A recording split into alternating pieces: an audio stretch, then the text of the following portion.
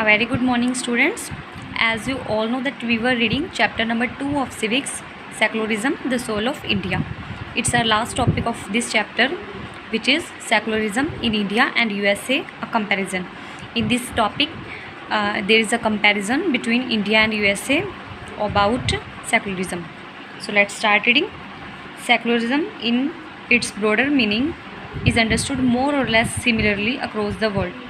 Secularism है, अगर उसको ब्रॉडर मीनिंग उसका देखें तो वो ज़्यादातर सिमिलरली मीनिंग उसका इंटरप्रेट किया जाता है अक्रॉस द वर्ल्ड, पूरे वर्ल्ड में.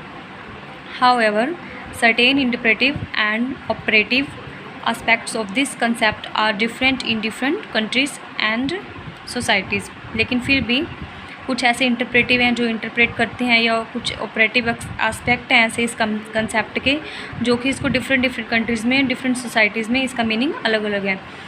The interpretation of secularism is at variance in India and some other countries. जो इंटरप्रिटेशन है मीन्स जो इसकी एक्सप्लेनेशन है, interpretation means explanation.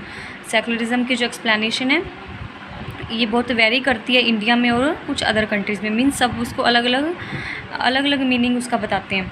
The Indian form of secularism is thus different from that in the USA. जो Indian form of secularism है वो अलग है किससे, यूएसए के.